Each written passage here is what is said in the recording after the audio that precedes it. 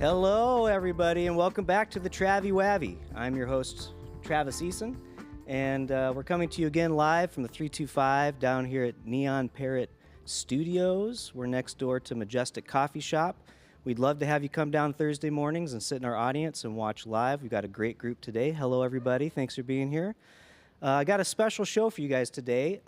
Here we are again in the heart of the storybook capital of America, and we're going to present some wonderful theater. We've got some great theater always in Abilene, and today I have Scott Miller and Joey Banks. Scott is directing Equus at Abilene Community Theater, and Joey is directing Percy Jackson and the Lightning Thief at ACU, and it opens in about 2 weeks, 3 weeks. Yeah. Equus is currently open, and it's going to close its run this coming weekend. So, gentlemen, thank you so much for being on the show. Thanks for being willing to do this today. Let's kick it off by asking a little quick personal question that I like to ask my guests, and I'll start with you, Scott. Do you have any siblings? I do. I have an older sister. An older sister. Yes. And are you guys close? Yes, I think we are pretty close. She lives in Colorado Springs, but we travel together, have traveled different places, and we just got back from, her birthday was on March the 25th, and we met her in New York so that we could see Othello. Oh, fun. And so I went and came back the next day. How was Othello? Oh, it was actually better than what people would say. I think that most people are reviewing the cost of the tickets, but it was really very good. It was worth it? Yeah, it was. Yeah, I think it was worth it. Good. And Joey, what about you? Any siblings? Yes, I have a younger brother, about 10 years my junior, and he is back down there in Austin, Texas, and he is probably the opposite of me in every way. So we are close, but he's definitely the more, I think, introverted one in the family. Very cool. But yeah, good guy. Good. Yeah. Well, let's get right into it. So we're going to talk about these two shows, Equus and Percy Jackson and the Lightning Thief. Joey, why don't you start and give us a quick synopsis of the show? Sure. So The Lightning Thief is an adaptation of the popular book series, the Percy Jackson book series, which is kind of in the vein of the Harry Potter young adult type fiction, where we follow the story of Percy Jackson, who is what they call a half god, half man, a demigod, son of Poseidon and a human woman. And this story is about him finding out who he is, being sent to a place for his own safety, and finding out that there is this plot in place to steal the bolt of Zeus and start a war between the gods, and he is the only one who can stop it. And so it's very fantasy adventure. It's a lot of fun. It's a musical. And it's a musical. That's right. Good. It's a musical adaptation. And it was off Broadway for a while. Never went to Broadway. And it is I think one of the very few what I call emo rock musicals out there. Rock, right. And I think it's unique in that. Okay. Yeah. Scott, why don't you give us a quick synopsis of Equus? Well, Equus is a psychological thriller, and the plot's relatively straightforward in that the conclusion, that something has happened, and a 17-year-old boy has blinded 6 horses. And so the plot is trying for the psychiatrist to determine why would someone do this? Why did this boy blind 6 horses? And so it's a unfolding of the story why this child committed this horrendous act. And 73 came out in 1973. The author is Peter Shaffer. Who also wrote Amadeus later in the 70s. And I think it was on Broadway with Daniel Radcliffe, who was Harry Potter, and I think that's why a lot of people are familiar with it. It is notorious for having some nudity, and we are not doing nudity in our particular production.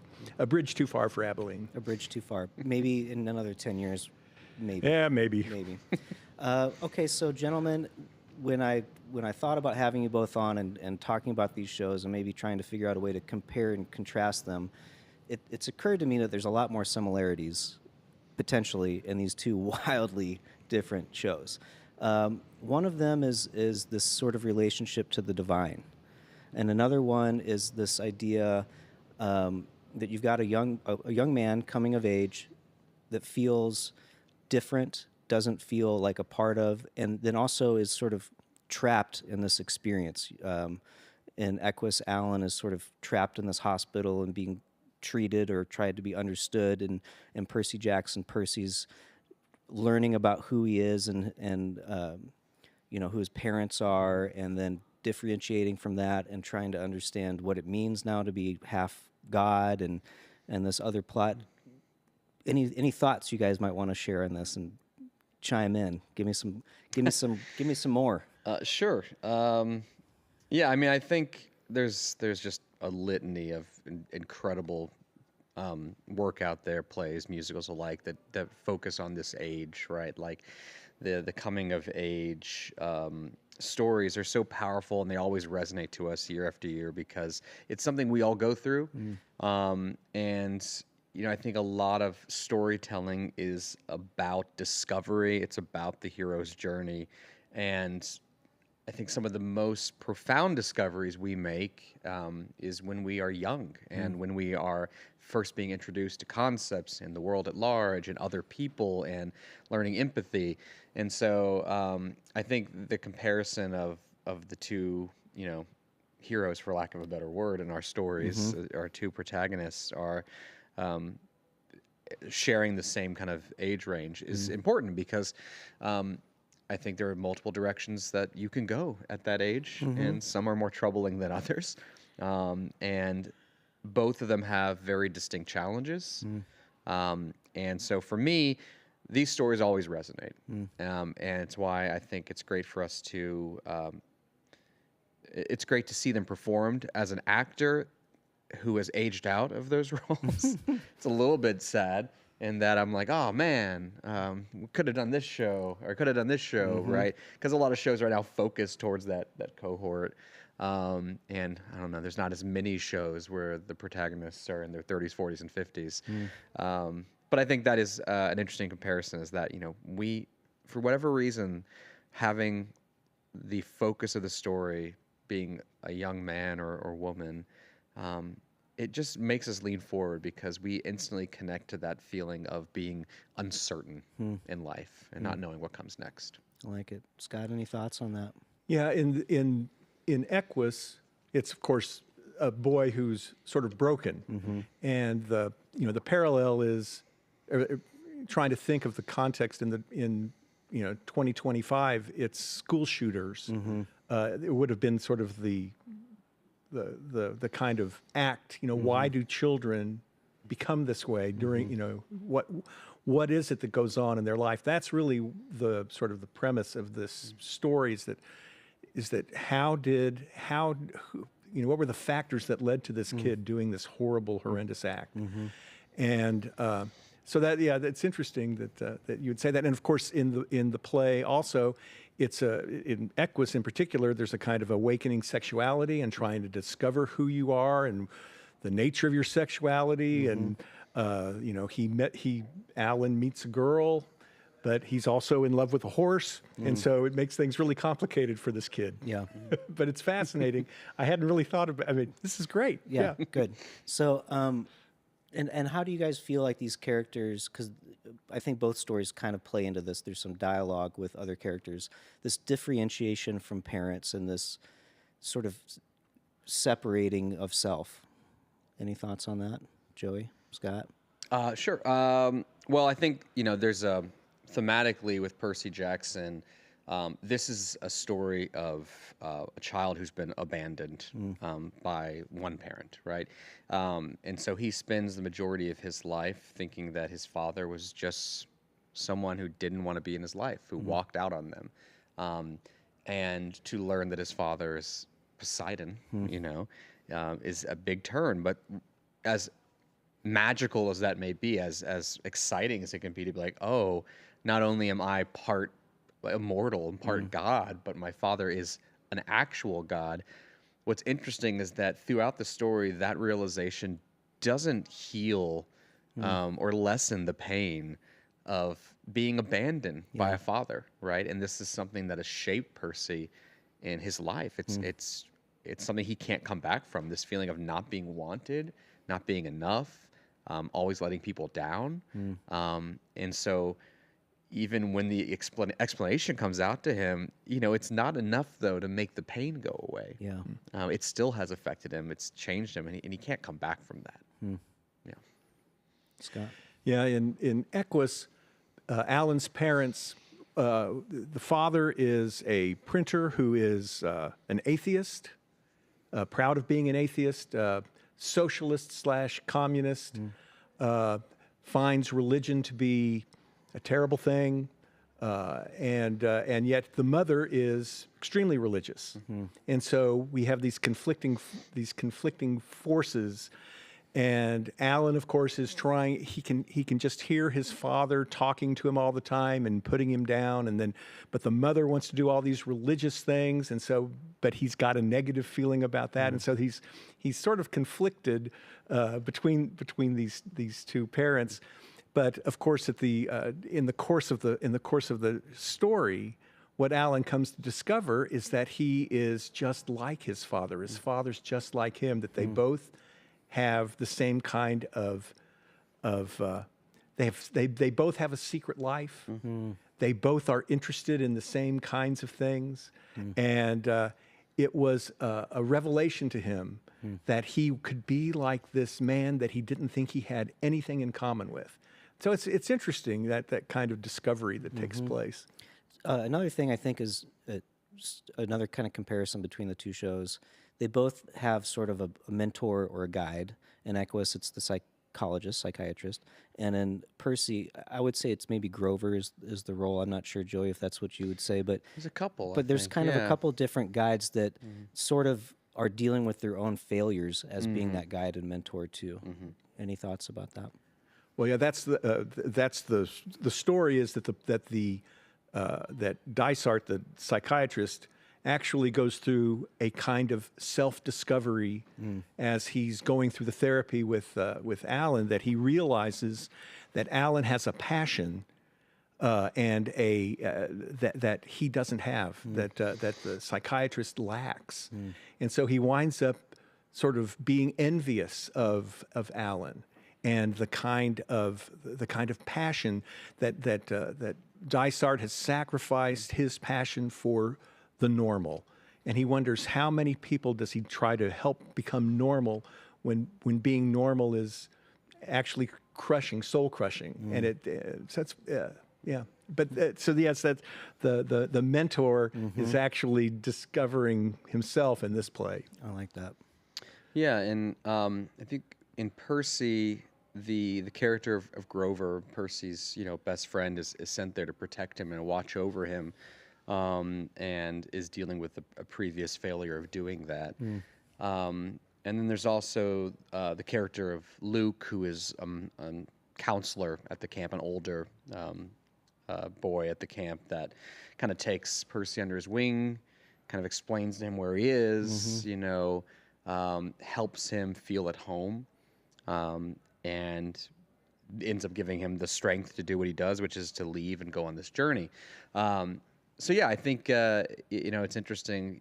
It also harkens back to traditional Greek myth, where we have messengers come in to these scenes, and they give information, and they set these things up, and they take something that the hero once thought to be true, and they actually shine a light on it, and for the first time the hero realizes it's not true, right? And so I think that's probably what the author is doing with the script, is to really try to harken back to these tropes that we've seen in classic Greek tragedy. Well, and I think that's another interesting point, is that both of these shows sort of play into that, to a myth, to a certain mythology. Percy Jackson's maybe more obvious because we're talking specifically about Greek gods, but I feel like Equus sort of has a similar path. It definitely does. The whole structure of it is Greek tragedy. That the idea that there is a chorus of horses wearing masks. Dysart talks about dreams where he's wearing the mask of Agamemnon, and but he does sacrifices of children, and so it's very self-consciously, and he has a love for Greece, and he wants to go back to Argos, and he wishes that he could. He talks about going to the place where the gods used to live and but now they're dead. They used to like swim in these waters, and so he is self-consciously trying to recover some kind of sacred, something that's been lost in the modern world. And that's something I had Gary Varner on again recently, and we kind of touched on the subject, but that as theater people, we all understand the history of theater being rooted in ancient Greece, and so that these themes that continue to be resurrected in today's modern show. I mean, Equus, I would still say is pretty modern. 1970s, pretty modern, but that these storytelling tools are similar to the way that they were thousands of years ago, and we just continue to play. And I think there's something to be said for that sacred Greek theater that sprung forth everything that we still try to participate in today. Yeah, I always think about when I have people complain to me about movies or shows or theater, especially with musicals adapting famous movies or famous shows like this one is literally doing. It's taking a book and it's adapting it from a movie that was already a book, right? Is that this idea we don't do anything new anymore, and and that's just apparently a new thing, right? This idea that we're just remaking and rebooting and there's a million sequels, and that's something that's new over the past 20 years, right?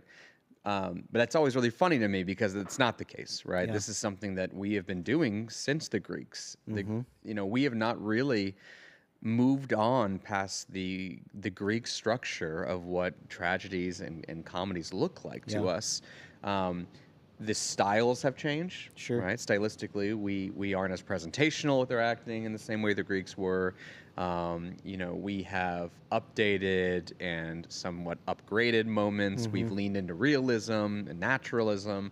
But at the same time, the core of it is the same. It's the same storytelling. The storytelling core of it is all the same. So it does not bother me to see someone, adapting or readapting even a piece of work when, it's pretty much one of the only things Shakespeare did, right? Was he would adapt and remake and take stories and shape them, and it's amazing that we're thousands of years from it. Yeah. And we still are operating in the same playground. Yeah, we're still all drinking from the same well, Right. so to speak. Any thoughts about that, Scott? Oh yeah, no, it's like I said, especially for Equus, it really does try to drive home the connections with and in particular something that I was thinking about, that the play really emphasizes the importance of ritual and the kind of preparation that people do, and that the actors are always involved in a work that's bigger than what they're than just telling this story, that the audience gets to be involved. One of the things that's true about Equus is that I think it requires the audience to be a participant in the same kind of a way that classic Greek theater, that people were trying to, there was a catharsis that took place, and it's really this interplay because the story is told in such a bare bones way. That it's evocative. It's not as literal as some of the sets that we've done at ACT, and so it really requires work on the audience.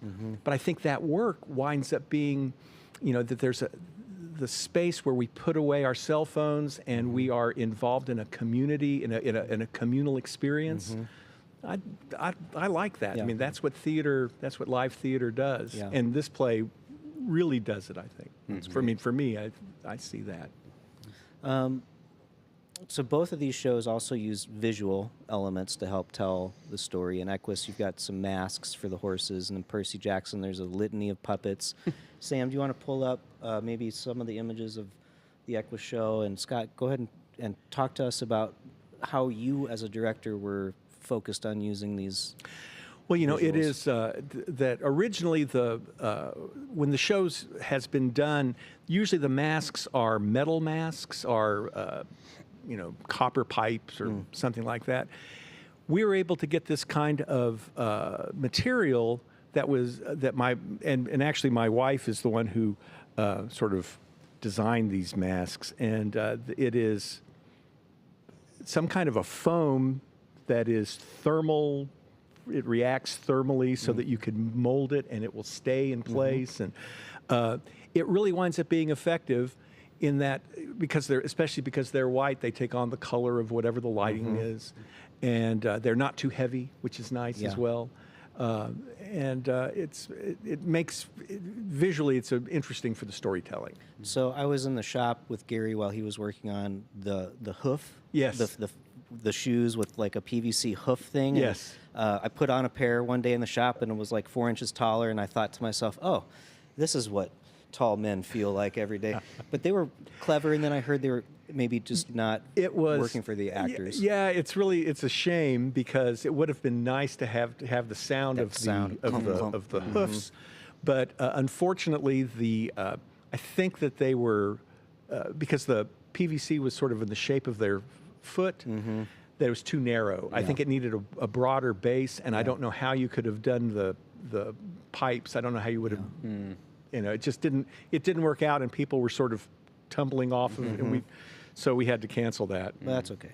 But which the is a shame, the because it would have been masks look cool. great. The masks look great. Yes, they're very effective. And real quick on Equus, I just want to make a plug for the show. You have 3 more shows: Friday, Yes. Saturday, Sunday matinee. Yes. And the Friday and Saturday shows are at 7? 7:30. 7:30, and these are at ACT. You Yes, can get tickets online. You can get tickets at the box office. Yes, tickets online, tickets in person, and then for students who have an ID and $5 in cash, if they can show up 15 minutes before curtain, and they will get in for the $5 and a student ID. So we do have that, but you can always you can buy them online, or you can get them at the door. Great. And this is you have one more show this season at ACT, or is this? There'll be 2 more. There's 2 more. They're going to be doing Not Now, Darling at the end of May. Okay. And then this summer they're going to be doing On Golden Pond. Okay, very good. And one more question, Scott, on Equus. You proposed to direct the show. Yes. To the board. Yes. And you got to do it. Yes. And is that for you? Is that swinging, batting 100? It's interesting. I was in 1977. I went for the very first time to London, and I got to see Equus. Oh, cool. And so I was a senior in high school, and it made a huge impression on me. Most of those plays made a big impression on me. But it was fascinating to be able to think about this play. I remember sitting around and talking about it with the friends that went to England with me, and I don't know what I thought about it back in 1977, but I do think that there's still a lot for it to say, and it's been really quite a privilege, because it's such a well-written play. It is a really nice. The structure of it's very nice. It's the ending of the first act is very theatrical and dramatic, and the conclusion of the whole play also in the same way. And so it's been fun to do a very theatrical production, and it looks different than most of the shows that we do, which is also nice. It's a little variation on stuff, but it's been really fun to work with a really good script. Well, I'm excited to come see it for the matinee on Sunday. We'll be bringing a small group, and I'm really excited to see it. Ah, excellent. Joey, you want to talk about some of the visuals for Percy Jackson? Sam, can you bring up some of those? Sure. Yeah, thinking of Aristotle's Poetics here, a spectacle is really the name of the game with this one. I would say this is going to be one of the bigger spectacle shows I think I've done. It's got a whole lot of lighting. You can see here we have a lot of great onstage instruments. A lot of them are on loan. We have obviously great music, great voices. We've added in puppetry in order for us to create this world of monsters and to lean into theatricality of it. I think what's really fun about this show is it's very theatrical, right? Even when it was off Broadway, it was done with a cast of I think just 6 or 7 people, and we've broadened that cast out a little bit, but we've kept the same idea of how do we lean in to doing something that television film can't do, right? And so for me, I've always been a huge fan of puppets, and thinking about the puppets here, when we add in the fog and the lasers and the lights and everything on top of it, how they transform when it all comes together is really exciting. But I also just I grew up with these shows like Fraggle Rock, and I'm a big Muppets fan, and I remember the original Return to Oz from the '80s, which is my favorite, one of my favorite films from the '80s. But there's a sense Michael Jackson. there's just a sense of horror underneath it a little bit because they're real. I'm a big horror film guy, and I love the practical effects in my horror because for whatever reason it's scarier to me because you can touch it. It doesn't feel artificial. And I think for me, looking at some of these, and talking about the puppets, I want them a little scarier. I want a little scarier. I want there to just be a little bit of fear as a part of this. I'm excited to introduce young audiences to this because I think a part of my childhood that I think maybe my daughter's generation is missing is that, some of the media we took in didn't feel 100% safe at all times. Yeah. And for whatever reason, I think it just created this relationship with storytelling that was almost more engaging and more exciting because it challenged you. You never quite knew what you were going to get. And I think what I see in a lot of theater these days, especially a lot of musical theater, is it just feels like I always know what I'm expecting. And theater has the benefit of not having to recreate what film and TV do, right? And I feel like the reason we've had a struggle as an industry over the past 20 years is that we've been trying to keep up. We've been trying to do these things and to bring in the same audiences. But I just think this kind of theatrical approach where we are saying, no, we're all in the same room together. It's live. It could all fall apart at any moment. And what you're watching here is, 36 people's efforts happening in sync at the same time to make one bit of stage magic feel real to you. And I think that's what's really invigorating about the process of this show. I think that's the essence of good theater anyway, right? Just to get everybody in the room in that same moment of whether it's a laugh or a cry or a what in the whatever that is. And that's really good. We do so much stage combat in this show, which I love doing stage combat, and so to be able to teach and instruct on that and to get sword play going, it just feels like we're recreating the original Jason and the Argonauts, just we're all putting our heads together and how do we make this look real? I love that. Even though it's not going to ever look 100% real. Did you choose to direct the show, or was this an assignment? No, I pitched this show. Usually what happens is, we'll pitch a couple and we'll talk through it as faculty and we'll say, okay, well, we have a big show with a whole lot of costumes. If we pitch this show, will we have enough, material and budget for that? So for instance, last spring, we ended up doing High School Musical with a much more minimalist approach because our play before that was a full built house. It was like a murder comedy, mystery. And so for this year, it's been the reverse, right? We did a beautiful version of A Doll's House, but it was more of a minimal approach with that in our smaller black box space.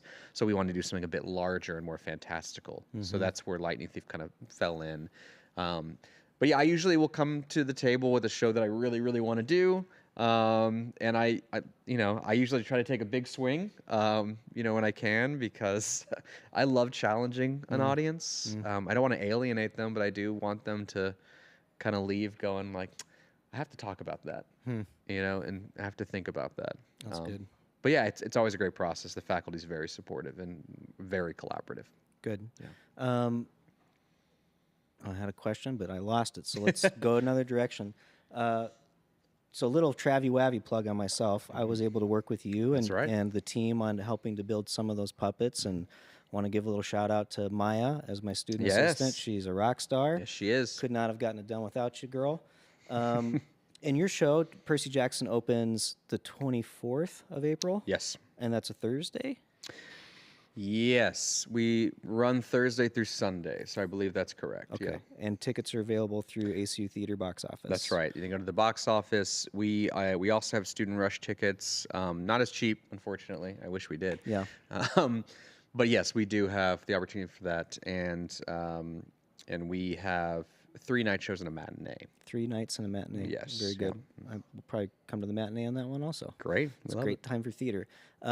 For my listening audience, if you are at all interested in catching any of these shows, Abilene, we have really great, strong theater in this town. And ACT's come a long way, been a part of ACU Theater for a long time. Please come out, support these shows, Equus this weekend and Percy Jackson in a couple weeks. Any more thoughts you guys have just about either directing these shows or some thoughts about things that you'd like to work on in the future? Some ideas or dreams for Abilene? I mean, I'm new to Abilene, so like Welcome. my 3rd year here, coming up from Austin, and I just want us to challenge ourselves and our community and our audiences, not just in going out and supporting live theater, but I think sometimes we forget that the purpose of putting stories on our stages that isn't just to create an echo chamber, isn't just to repeat the things we already all agree on and know about, but really the benefit of what the Greeks did and what we've done for the past couple thousand years is that I think that live theater is the best tool we have to build human empathy in the world, and it's sitting there in an audience watching people that are very unlike you and your circumstances, but for whatever reason, throughout the course of the evening, you find yourself growing closer with them and their motivations and their objectives, so that you understand a bit more. You get to walk a mile in their shoes, and I just think that's what every community needs right now is this feeling of like we should tell the stories that aren't told often, and we should tell stories that challenge us, and we can. It doesn't mean we endorse everything, but it does mean that we are challenging ourselves to have the conversation. And so that's what I hope that Abilene can take moving forward is like, let's not be afraid of sitting and viewing a piece of content and media. It doesn't transform your heart. It just informs a conversation. I like that. Yeah. Scott? Yeah, Equus is sort of aspirational for Abilene Community Theater. It's often safe. You try to do things that are going to bring people in to buy tickets, and of course I'm all for that. Me too. But it's also important for the community to be exposed to different ways of thinking. Exactly, and Equus is able to do that. It's the kind of a show that is difficult for the local universities to be able to put on without a lot of things being complicated for them. And so that's one of the things, that we serve we have a place in the theater experience in Abilene. And I think that we can make a small contribution doing that.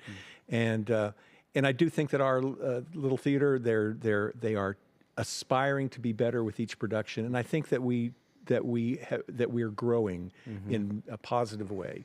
And I'll tell you the other thing that's great is that we were able to cooperate with all of the other Yes.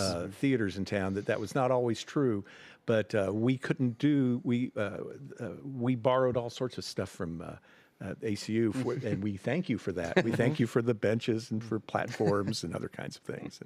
But it's really nice to be able to be part of a theater community and part of the tribe. We're all able to support each other. It's a special thing that theater can do, especially in the right community when you've got all that great collaboration and synchronicity and people work helping each other out, because it's important to get the show told. Yeah.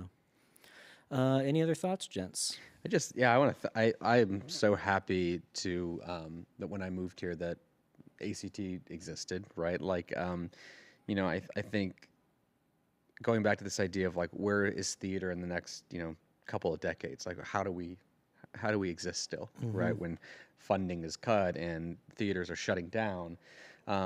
And I think we forget that so much of the success of theater, over the past 40, 50 years was this kind of regional theater pipeline, right? Which is that you could work in a medium to large size city in some of these regional houses, and then often those shows would transfer to a big Chicago space or a big off-Broadway or Broadway theater.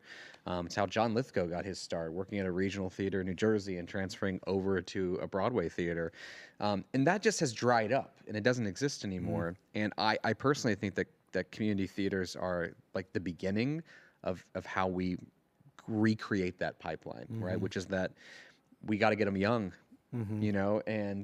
and having this feeling of a community coming together and telling their stories, right? Like, I think without that, you lose the initiative to build, bigger, more regional spaces and then to keep moving forward, right? But if we don't have a healthy landing pad of where we can start building from, we're never going to be able to succeed. So I'm in love with the American community theater movement, and I'm just so thankful when I came up here from Austin, which there are plenty of theaters there that I fell in love with, coming here and learning about ACT and Gary's participation, all that. And I am excited about potential partnerships in the future. So I encourage everyone, go see these shows, support your neighbors, go participate, go pick up a hammer. Yeah. If your children, if they want to get involved, find ways to get them involved with this stuff, and open little theater groups of your own. Yep. Do the work. Yep. And there's tons of resources here in this community. Lots of people engaged with the theater community. And ACT celebrated a birthday this year. 70 years this year. And it's one of the oldest community theaters in the nation, I think. Well, certainly in the state of Texas, and it may be in the country as well. But 70 years is it's been a good run here, and we hope that there'll be 70 more. But we'll see. We're very fortunate to be around.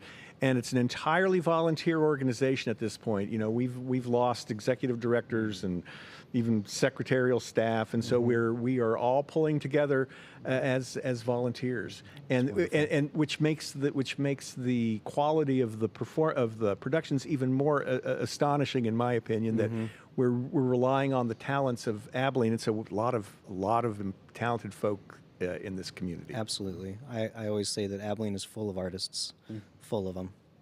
Well, guys, any closing thoughts? Otherwise, I think we'll wrap it up for today. Again, one more shout out to Abilene Community Theater and ACU Theater, their departments. Y'all get out and see these shows. There's a lot of other work. We're going to have all three of the department chairs. They're all female. We're going to have them on the podcast here next month. Looking forward to that conversation. Got some other really fun guests lined up for you. So subscribe, leave a comment. Again, come down Thursday mornings, grab a cup of coffee next door at the Majestic Coffee Shop. Walk on over here to the Neon Parrot Studios, and we'll put on a couple of great live podcasts every Thursday morning. Breakdown with Ben, following the Travi Wavi. And then Sunday nights, tune in to the Neon Parrot Live channel and catch the singer-songwriters open mic. That happens usually about 7, 8 o'clock on Sundays.